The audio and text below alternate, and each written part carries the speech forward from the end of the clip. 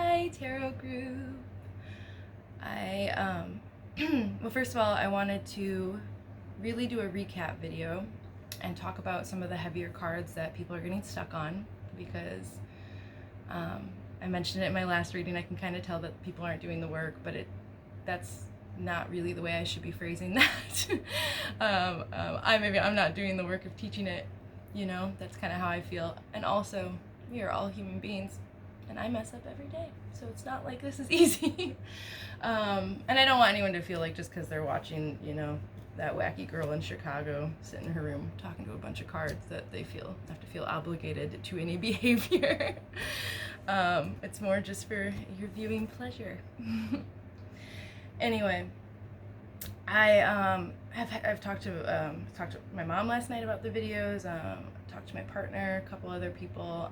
Got some feedback, and I just wanted to fill in some gaps and also create a video that is a good introduction point for anybody that's just now showing up, or if I want to introduce anybody else to where we're at with the work, because if this resonates with anybody that's not already in the group, obviously I'm trying to learn for collectives, and if you're in my collective, you should show up if you'd like to. All right, you know how these videos go. I'm cheesy and awkward for a while, and then I usually get into it. So I have before me, you can't see them yet. Here we go. I went through the Rider-Waite because I've been using that the most, and I've pulled these stacks of the most common ones we've seen since I started doing this in March. And I was just going to walk through deeper explanations of ultimately the systems that are falling externally and within us, the sword energy, the pain, resistance, the hills we can't get over in response to that, and whatever it triggers within us. Ultimately how that is the shield, the screen that's kind of hiding us from our divine light and kind of keeping us in these loops of illusion. The hangman energies of patience and contemplation going within, the rebalancing here and of divine feminine and masculinity within ourselves, but with an emphasis on divine feminine, because that's where the imbalance needs to be restored, and what all this hard work is going to manifest and why it's worth it, and talks about the Fool and the Ace Cups and the Star and all that good stuff that we're all really longing for right now. The advice, once again, of appreciation of the work so far, the journey, our ability to manifest our lives as we see them fit to be, and just some final advice and really a call to action, because humanity is at a pivotal and difficult point in history, and it's disappointing to see. Not disappointing because we've all been brainwashed and the whole system's super screwed, but it's just sad to see where the work isn't being done, and hopefully I can remember to tap into some hope that I see where the work is being done, and the lifelines that will be extending out of this disaster.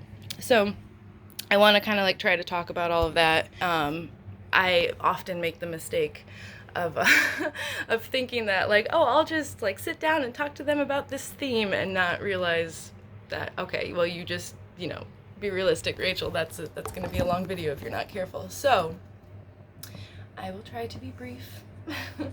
I'm always trying to be brief, I promise. I just am not good at it. All right, so I even took notes to get all this across. And then if it doesn't take too long, I'll do a reading for whoever is watching this one. I feel like my intentions for this video and the audience I'm trying to get at with this one is I don't know, I might put it on Instagram. It might just be for you guys here in the group. I'm not really sure. I'm kind of just open to feeling how the video goes. Anyway, talking too much. Let's get into the spiritual experience of quarantine. Such a dork. So, I didn't really explain this to anybody, but when quarantine started happening for me personally, and I was getting divided from people I wanted to see. I haven't been home to see my family since Christmas, and I was sick for 2 weeks during Christmas, and I spent most of 2018, 2019 really battling this relapse of depression and PTSD and things like that within myself, which definitely parts of that were medical. You can't really get around the like full body medical experience of trauma, but a lot of it was from repression of my true self, trying to put myself into boxes that didn't fit, really feeling some callings within myself that were like keeping me really terrified and trapped and afraid of loss. So I went into the beginning of quarantine like starting to finally get a handle on some of that, starting to see that a lot of those things in my life were starting to, I put intentional work into that. I started going to therapy back in September after the world got way too heavy. That was a really hard month. And so I was gradually working my way up. I had learned all the patterns. I'd figured, by the time quarantine was about to hit, I was like, finally, for like the first time in 2 years, starting to feel like I was in alignment with myself. And when quarantine hit, it was just kind of like a temporary like relapse of going backwards into these really difficult energies and having to like apply what I had learned in the last like, I don't know, my entire life of trying to be a functional, healthy adult. So it really came to that pivotal moment where even tarot wasn't going to tell me anything more for a while. Like it was just in there being, I kept getting these messages and energies of like kind of in the movie where the cliche in movies where the teacher's done with the student and it's all like, we've taught you all that we could teach you and now it's up to you, like that moment. And then like the central characters are like, oh fuck, but like I am not ready. And I'm sure we all felt that on some level within ourselves, whether like tarot is just like spiritual realm is my shindig. This is where I think I'm meant to be hanging out and communicating messages about, I'm the girl who will corner you at a party to talk about Jesus while she's super fucking drunk. So like it's just who I am. So for me it was, I've taught you all so far, what are you going to do with tarot, what are you going to do with what you've learned, but I think that's really different for everybody else who got up to the like similar moment of like, what am I going to do with this situation, and a lot of like and this is why the balancing the masculine and feminine energies is really important to look at, because our inner masculine is the doer, the action oriented, going out, making things into plans, like finding the systems and strategies and implementation of this like doing doerhood.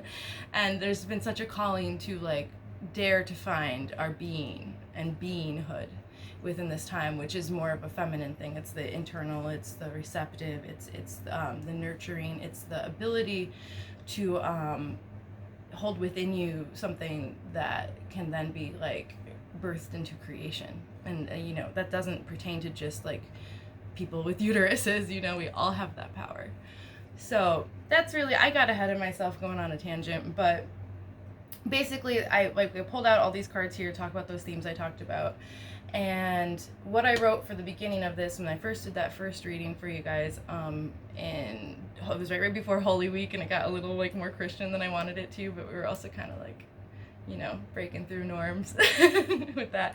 That was the old world was ending, looking at it like what worked, what didn't work, and how can we go within ourselves to see how the external story is happening within us as well. Because we get into this thing where we forget that so much of like that we create our own realities, that our expectations and belief systems create these little reality tunnels around us, and we really do kind of like consciously or subconsciously go through life dictating our experiences on some level because of what we are willing to let into our realities. At the doorways are our belief systems and our expectations and our thought patterns. So you do have a lot of power within yourself, and when you are looking at an external situation where what you can't do anymore isn't working, like that's, and you feel powerless, it is very helpful and I would argue essential to remember that you aren't powerless. The power is actually within you all along, and a lot of the cards we got here that I'll get into were really trying to speak that message over and over and over again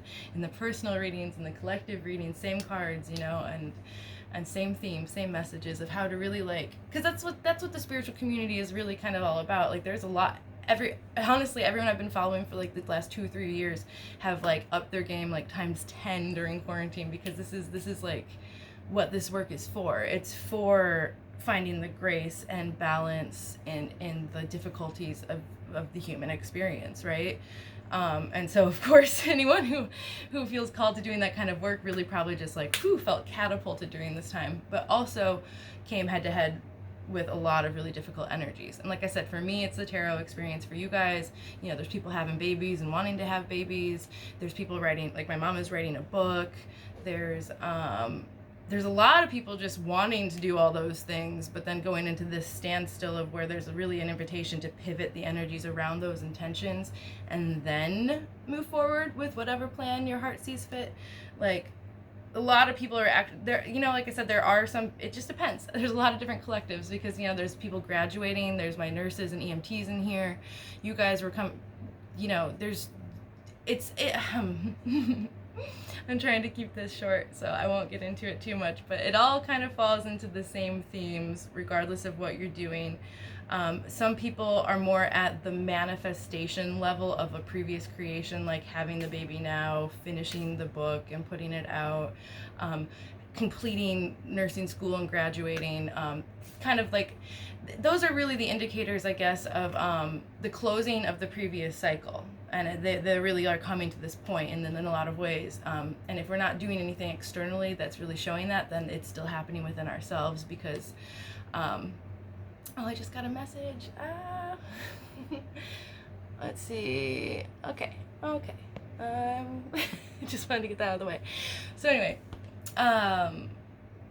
whether, some of the cycles ending in the external are very present and obvious in the external, and those are the result of our masculine actions and choices coming to fruition and waiting for the next cycle. A lot of us were doing a lot of that on the inside instead, so it was really like the stopping point of like, you thought your life was going a certain way. We've been like hit with the tower with quarantine and like having to pause. And like I said, instead, that is opening up an opportunity for a new cycle of creation. So a lot of, even if it's just within ourselves, a lot of my cycles ending and restarting are definitely just almost purely inner work. And they're not going to show up in my external until like, I don't even know, whenever it's ready for them. But what I'm trying to say is that, there's this, I wanted to start with these cards is basically it's the closing of a cycle, and it's the invitation to a big paradigm shift. Some people will be jumping on board with that paradigm shift. Some people will be falling back into repeating some of these same patterns that they were not able to break through, and just need more time. They need more examples of it showing up outside of them, so they will finally go within and confront it within themselves. Because like I said, we're creating our own reality tunnels that we kind of take with us to every experience, whether we realize that or not. And so a lot of my tarot work has really been about meeting people at that crucial point and saying, hey, you are maybe going to go backwards here into this lesson. Is that what you want? Or do you see that there's an opportunity here for you? Do you see the offering? Do you know that a part of you is begging you to be called back home to yourself? And we can't do that until we balance out these divine feminine masculine energies, because literally you won't let yourself, a lot of things like that. And so I'm really, really doing that thing where I just start talking. But so, are you open to seeing or participating in a paradigm shift with the intention to restore balance for all? Sounds nice, right? So that's what I would say is that I'll get into one of these hard cards. Let's start talking about the Tower. So the Tower is like basically any tarot reader right now, like on YouTube or anywhere, has probably referenced this card if you're in on that at all. The Tower is the structure that we had once built falling back down to its core foundation because it wasn't strong enough, or it is no longer needed to hold up what needs to be here now, if that makes sense. It's really, I got this card right before I went on my big road trip, which was, a lot of that was the Tower. It's just like something in your life, be it your relationships, your life perspective in general, your career, the more you go into your own alignment, the more these things just start being all the same story.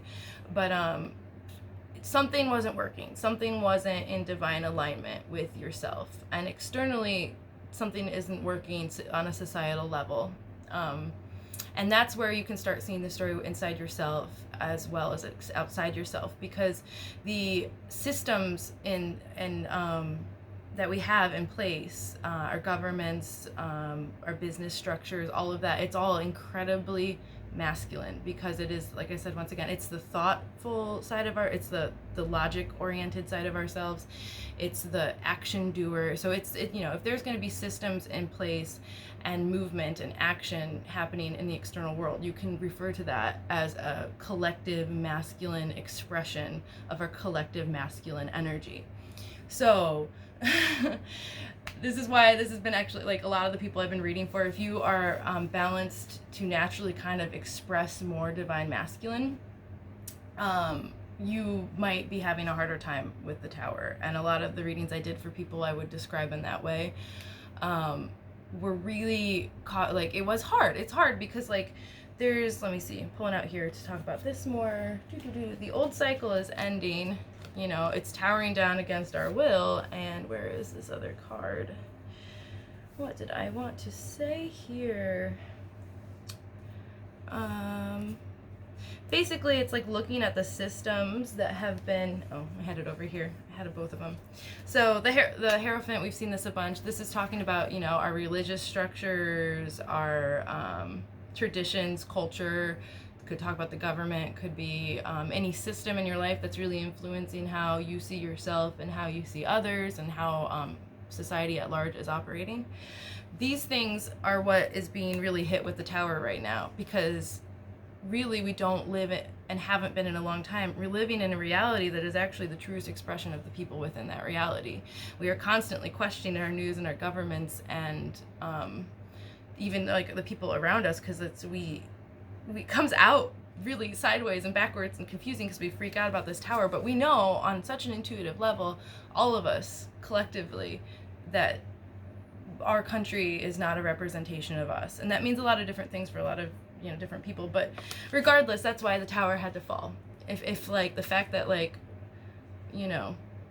fucking teacher riots need to even be happening, not riots, maybe they should be riots, teacher strikes need to be happening right now, just so, like, children can be getting the education they need in Chicago, because they've been, like, segregated to, like, have less opportunity up until the point, and now we just remove that and pretend that there's not a history of, structures that hurt people in our lives.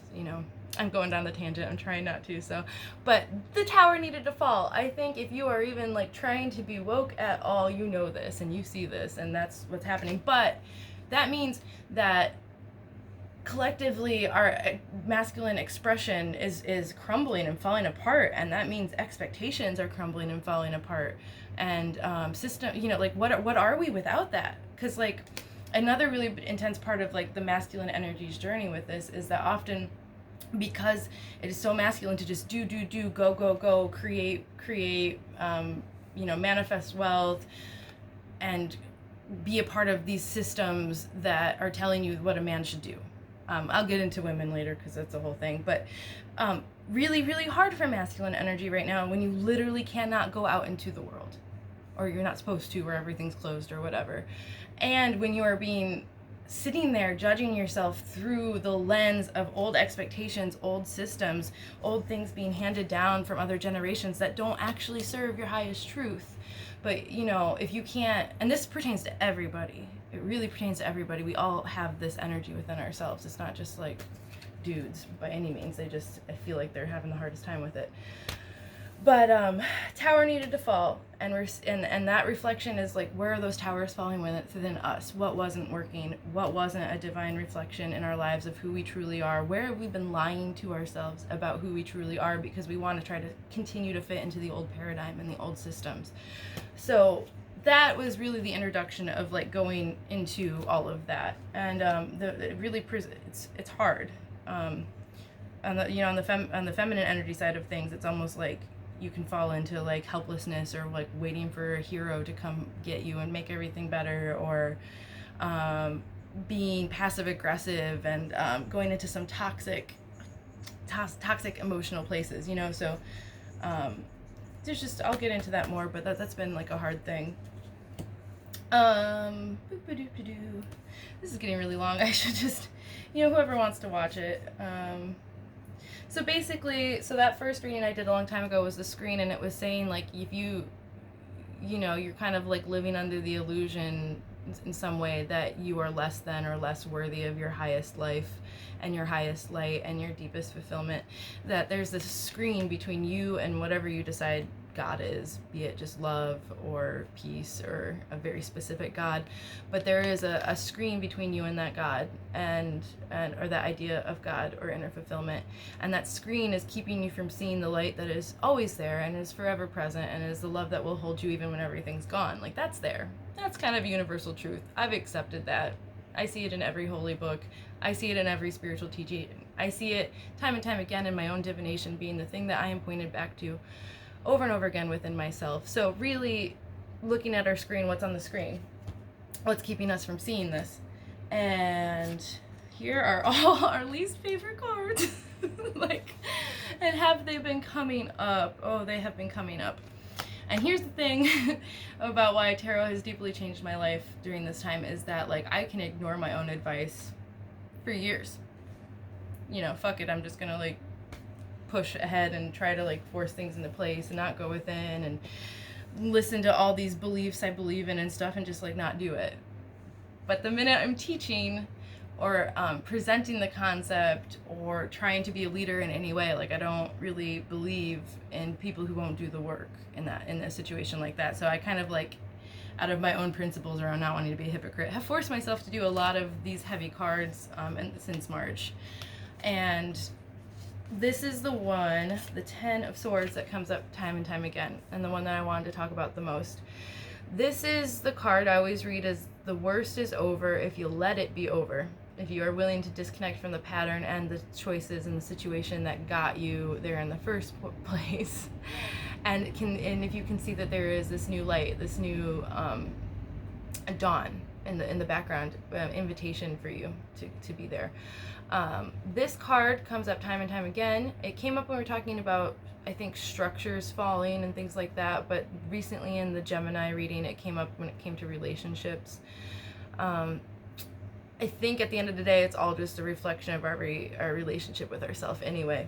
So really, when I kind of talk about those reality tunnels and those expectations and stuff, what can happen is that we go into cycles that affect us negatively. We create fear responses within ourselves because our ego's truest intention is to protect us from a very difficult world. So our ego comes in and it wants to really mess things up for us. I mean, not really. Like I said, its intentions are good, but it makes you afraid. It makes you afraid of the same thing over and over and over again. And you get to these pivotal points of, like, maybe it'll be different if I can just make that leap right now. And if we can't reconcile this card within ourselves, we can't make the leap. And we go right back into the same cycle. And these are heavy cards. Like, this is self-guided tarot intuitive advice, but, like, it's like up to you to know your boundaries of where you need additional help with some of these heavier things. For me, this one, which I just honestly did to myself, definitely manifested a repeat cycle of my own fears.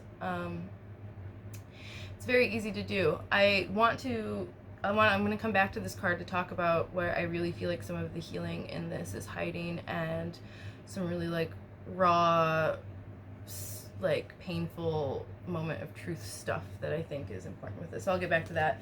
A reflection of that, though, are these two cards. So when we really still have these swords in our backs, the betrayal, the pain of the past, the cycles that didn't work for us, when we're still really attached to those, and also,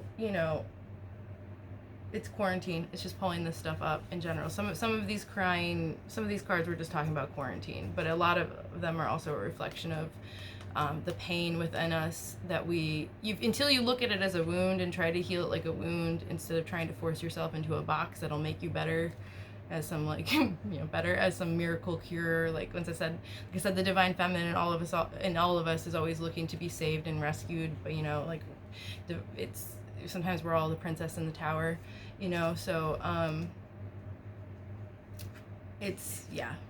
So some of it, I lost my track with that, in the sense of, I lost track of it. Anyway, so trying to get past these things, if we stay trapped in our own pain without acknowledging it and looking at the wound and choosing to heal it, then it's, it's easy to get into these cards where we feel trapped by our own fears and really bound by them, like we can't even like get out or move, and we're up really late with them often, or they're rippling into our lives and we're really like expressing the pain of those thoughts and feelings. I'll get to the answer to this, but really a lot of the issue with this is that we think that they're mental issues, so they need mental solutions, and we really can't. The frequency we're at, where we're experiencing these heavy energies, or where we keep manifesting these same patterns,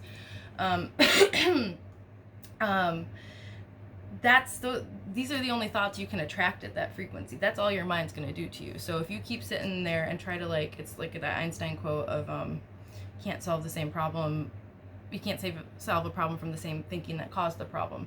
So this is where the invitation of the other cards comes in. Oh yeah, lots of sorry, I wanted to talk about the other heavy cards too. I'll go back to death and attachments and stuff later. So really trying to move through these sword cards that we see all the time, which is the main point, is that's why this one of the bigger spiritual messages during quarantine is that if we can shift our perspective and have patience. This is like my favorite Taoist quote, is something, it's my favorite, but I don't have it memorized, like go figure. But something like, do you have the patience to wait till the mud has settled and the right action has been made clear? And the Hangman has been coming up time and time again to invite us to go, like I said, you can't solve it from these places with these energies of the heavy swords. You can't. It's like, that's not a problem solving mentality. And to shift out of that, you have to be willing to have the patience for some of it to like settle and open up, which, you guys, I've been struggling with all of these. I'm not saying like it's not hard. Really rest, invite the invitation for rest. And but anyway, there's going within. That was the main thing, is that there was a point in quarantine where I just like dropped everything and went in for a long time. I quarantined, hermited myself during quarantine. I did a lot of tarot and really just spent a lot of time in my inner knowing. And it's like, when you're doing that, there's an offering. You might be so focused on what you think you want to, what you think is going to bring you fulfillment, or how you don't have the things that are going to bring you fulfillment yet, and you're just sitting there kind of like, meh. I want all the things, I don't want to do the Hangman. I don't want to, where'd he go? I don't want to do the Hangman. I don't want to wait for things to be made clear. I don't want to adapt a new perspective. I want to go right back into the old cycle and do what I'm supposed to do the minute this all starts up again, right? So it's like, which is fine if as long as you're sure you're not manifesting the same thing that's been trying to get your attention the whole time. That's all. So you want to invitation to clear some of that out before you build new. That's why the tower went down, for us individually and as a society. Here is a chance to clean up the foundation, to rethink the foundation and make it a clearer reflection of our truth, and to wash away some of the things we inherited, or the expectations from our families and society that doesn't serve us, and to be brave enough to go through that journey. That's tower falling, as I've said. So there is that invitation here to do the Hangman, and to really do that well, because this is the time for it. This is like planting seeds in the garden of quarantine. So really, the way to work with these heavy energies, the tower, the death that's coming up all the time, the rebirth, the two channels of death and rebirth, and jumping on the rebirth pattern as you mourn the death pattern, and also coming face to face with our attachments and our fear and our anxiety, and the way we talk to ourselves about our attachment, our fear and our anxiety, and the way that we're already bound by the addiction or the issue to begin with, and then we create another chain, and that chain is our self-judgment and our self-criticism, and the inability, how we look at ourselves as devilish instead of seeing the wounded inner child in those moments.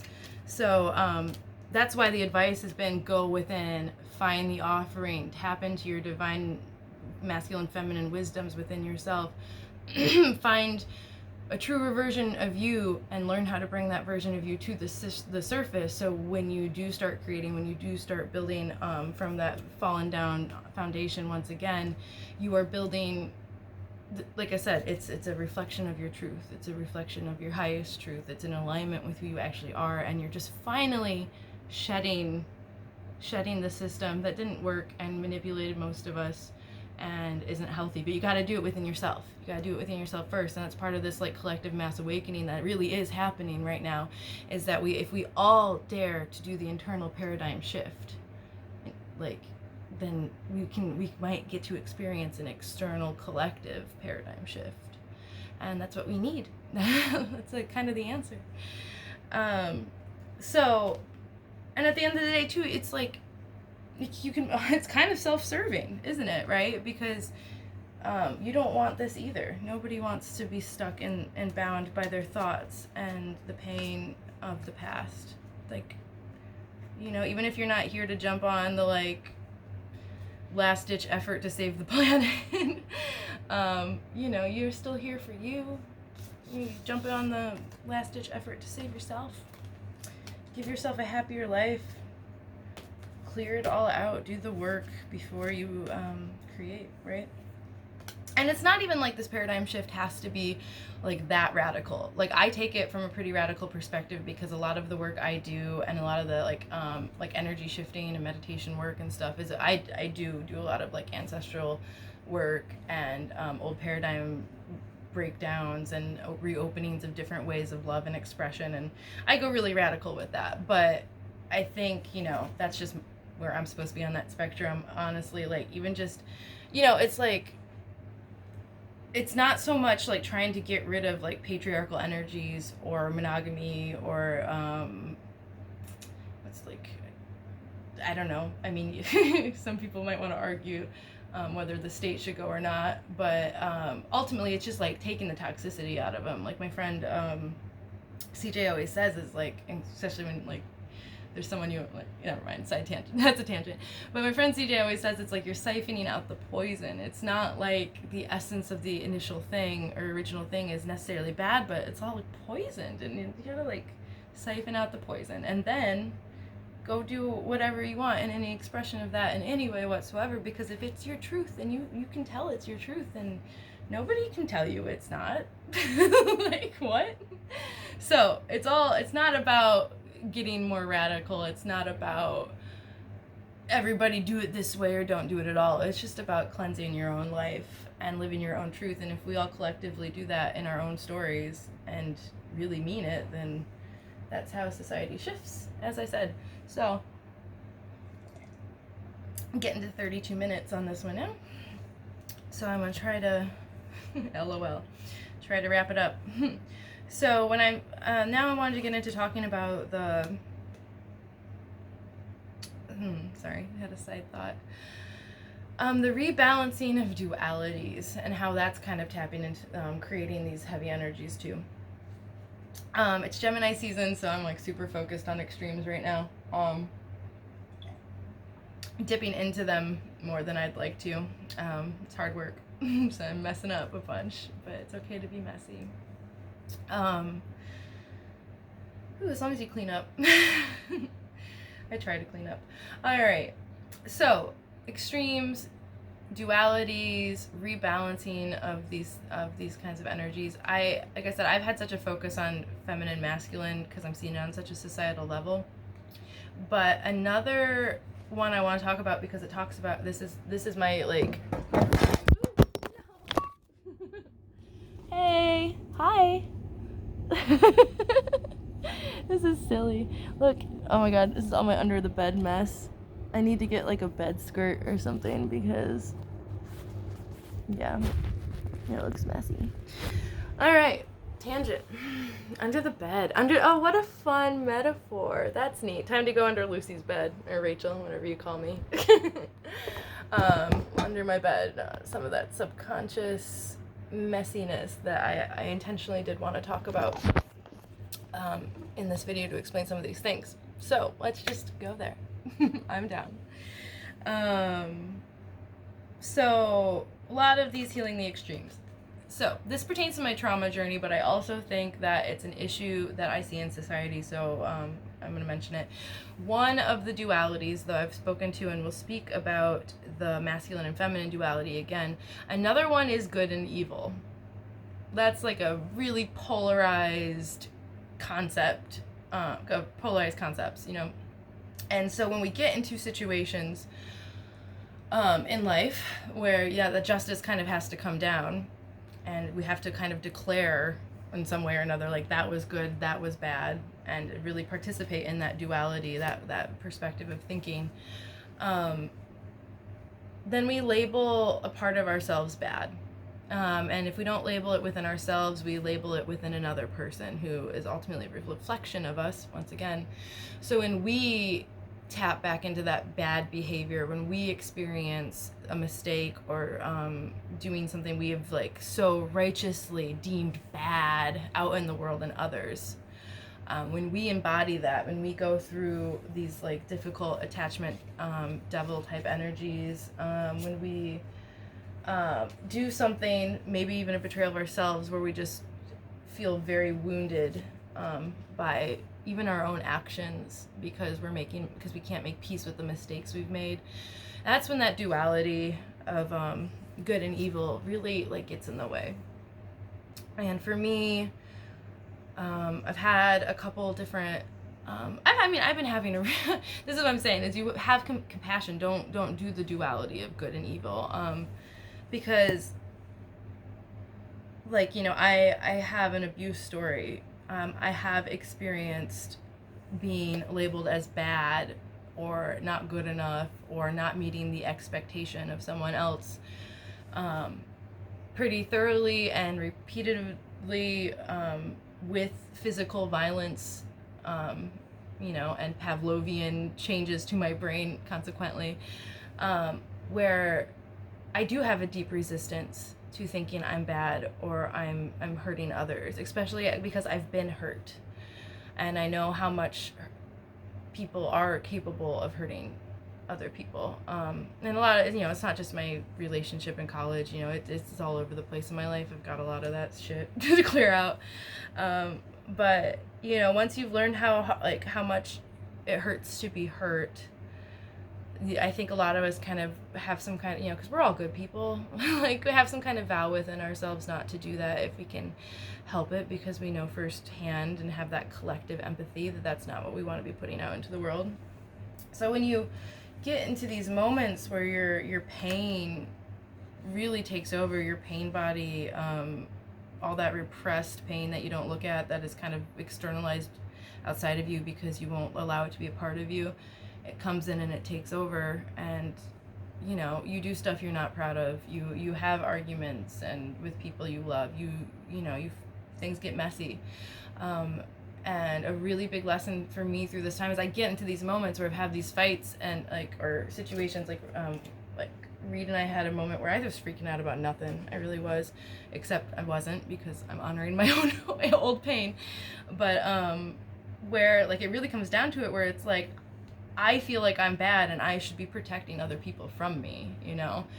And I've been blessed in those moments lately where I've love around me to be like, no, I don't think you're bad. I don't think that's how we're supposed to treat anybody in moments of need like this. And that, you know, the growth mindset of that you're learning, and you don't have to, you know, you're not, it's, for me too, it's like the fear of like becoming your abuser. Like you recognize a pattern within yourself that you witnessed in somebody who hurt you, and then you just can't get over it. You can't forgive yourself. So really some of the like advice has always been in these tarot readings is to try to see it all from different perspectives. Look at the dualities. Are you polarizing good and evil so much that you don't make room for compassion and forgiveness for yourself and others?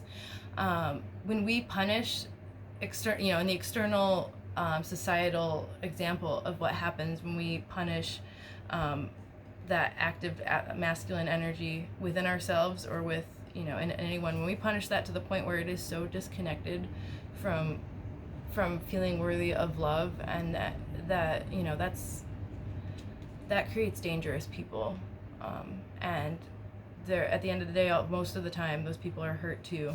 And that's why I'm like a really big, like, I don't know, I deeply believe in restorative justice. And I think we need to start incorporating restorative justice on a personal level. And we need to break up with these polarized ideas of good and bad and those systems. That's one of the systems that needs to fall in this tower, and it can fall within us first. So then maybe someday we won't have like the highest prison population, because that's not how you deal with bad people. Most of the time they're not bad people. Most of the time we are a reflection of the societal conditions that we live in. Because unless we are choosing to consciously wake up to the offering that I keep talking about in all these videos, that is here for us to go within, to honor and live from a place of inner authority and truth and spirit, like our own spiritual truth, whatever that may be, like, yeah. Like that's how you then confront these. Oh yeah, final piece. Because we're not honoring collectively. The divine masculine energies collectively are getting pushed in all these nasty corners and really coming out in like scary expressions, like, you know, violence that we're seeing escalating and stuff, because we don't societally have an honoring of the feminine energies within ourselves. How many times has somebody told you to take a bubble bath or relax? Oh my God, you really just went through something hard there. Go rest, take care of yourself. How many of us hear that and like go, okay, maybe. I don't think that's very powerful. That sounds cutesy and nice and cozy, but lady, I have a problem that I have to deal with. And I don't have time to sit in the bathtub and connect with myself. I have to sit down and think this through. I have to really be masculine within myself with this issue and think about it some more. Obviously, the issue is that I have not thought about it enough. I will think more. I will perform more. I will do more. I will not rest. This is not a problem that needs rest. Nobody needs rest. That's floofy, fake nonsense. I need to do. I'm a doer. Doers are succeeders, right? This is that masculinity that we have in all of us that we can't get out of.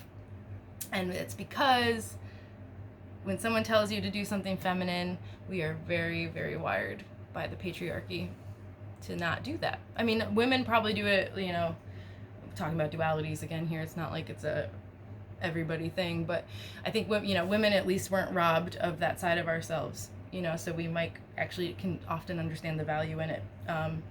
But, you know, on the flip side, we were often robbed of our own inner authority because we didn't get to be masculine, you know? So there's all this rebalancing of all these systems that were polarized and just like really causing all this havoc because none of it was aligned to like actual expression of human truth. Because actual expression of human truth needs to be broad and open and have space for all kinds of possibility, because we're creators. We're not tools in other people's systems. We create. And to really get into that, like I said earlier, like the, you know, the feminine in all of us is able to hold and nurture and develop concepts and ideas and understandings. And so, yeah, the advice over and over again that nobody's been listening to, myself included. There was a point where I finally started listening more. I'm like, oh shit, I gotta respect myself more. But yeah, really nurture. Go take care of your home and your space and your bodies. Really, really give that value and realize that even if you're not out there doing the doerhood story, that you could definitely be finding power and ability to develop the inner story and your feminine, like to cut yourself off from your inner feminine is to cut yourself off from like divine internal spiritual wisdom, which ultimately, oh my gosh, I have like hiccups or something.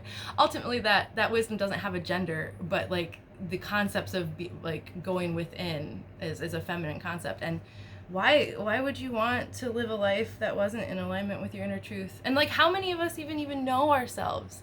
I'm still learning myself every day. Like I said in another one of these videos, when we come in, we don't even know what this body's favorite color is. You know, we don't know what it likes to do. We don't know what activity it's naturally inclined to. The problem with society being so patriarchal and so system oriented without having the like going within first and then building systems around what you find, instead we just build the systems and force the inner truth into the system. And I keep losing track, but when you do that, it's just like You can't put people in boxes. You just can't. And a lot of us have never really known our inner truth on a level to which we are able to see the extent to which we are giving it up for systems that do not reflect who we are. And it is our invitation through this time to really, really, really figure that out, to have the patience to wait till the mud settles, to wait for the right action to come clear, to go within, to shift, to know, to nurture ourselves out of the mentalities that attracted the thought patterns that caused us pain, and our own betrayal of ourselves, of putting ourselves last over and over and again, putting our truth last over and over again. This is what the like awakening that I'm seeing everywhere is about right now. And people are doing it, you guys. We are waking up. People are like really, really doing this. They're like, so much of the like honoring the feminine within ourselves too, and within us on a external level, is that it also means honoring the earth, like I said, and honoring our bodies, and honoring Mother Earth, Gaia, all that good stuff. Like, I've been watching a lot of documentaries too, and like, can't you like nature documentaries, and like, I dare you to like start studying how amazing the system of life that we are all a part of is, like really how like complex and intimately interconnected every little detail of it is. And you're not some strange robot of a person out there who is not connected to all of that. That is in you. You are intimately connected to all the little puzzle pieces of this entire story and this entire planet, just as much as every like blade of grass in the like in your yard that you see, every tree that is talking to another tree through its roots, every animal that has like co-evolved to like have like a natural war with its predator and its prey for centuries. You guys, like, it's incredible. It's incredible. And if we can honor those things within us and see that as honoring the feminine within the world, and to really allow that rising within every individual to finally have the space and the rest and the understanding and the bravery to disconnect with what we know doesn't work, you guys, it can be here. It could be here. And it takes every single one of us like feeling committed to the divine work and communion and the callings that we find, and to have the visionary hope that it could happen, to look at everything we have manifested so far. Look at yourselves. Look at you badasses. Most of you are millennials, and we've been dealt the shit stick the whole time, and you are still so friggin' awesome. Like, look at think about what you are capable of growing, what your greatest successes. Celebrate yourself and all this, like, all, as you've been in this with me for a while, we have to self-nurture, self-celebrate, and go within, because we are getting there now, you guys. We're getting to the forward momentum. We're moving out now. Some of this stuff that we've been like getting all fertile with is gonna start blossoming or wanting. It's coming. And I put this in here too. Like, what comes after the tower? The star. The star comes after the tower, because when we let that fall and we are brave enough to look at what's fallen and to see what we don't want anymore, we get these beautiful, beautiful emotional new beginnings. And I don't know, we get to be the fool. We get to go out into this world and see it on such a present moment level and embrace it as it is here every step of the way, and know that that is part of the plan, and not everything has to be systematic, that your doer and your masculine can also be the fool, and he can just like go enjoy what it's like to sit next to a tree again, or to like just the simple pleasures of life, and really just, oh man, this one's so good too, just rebirth of bliss, because that's what's hiding in you. If like, I don't know, I'm pretty sure that's like gurus like to tell the story of like the treasure that's like buried in your yard or something, like it was there all along, and if you had known you had it, like, wouldn't you have like felt better the whole time? So you have it. It's in you. And this video is an invitation to look at your screens, look at the things that you are lying to yourself ultimately about dividing you from the happiness and truth. And it's not in the external, it's not in anything that you're gonna go out and just rush into trying to like build and experience and be. It's here in the waiting for you to clear out and allow what is already here. It's already, it's like, you know, it's a perspective that it's all already here, that the universe, divine bliss, and understanding is continuously and forever a part of your essence of beinghood, and you just need to start nurturing and honoring all aspects of you, so you can like get rid of the screen, or stop believing in the screen, and allow yourself to go within and take up the collective offering and the call to a better world for literally everyone in every part of the system. Nothing exploiting anything. Rebalance and love and peace and all that good cheesy stuff that is actually some mad truth. All right, I hope that helps. This is really long. If anybody actually listens to the whole thing, you are dope, and thank you. Bye bye.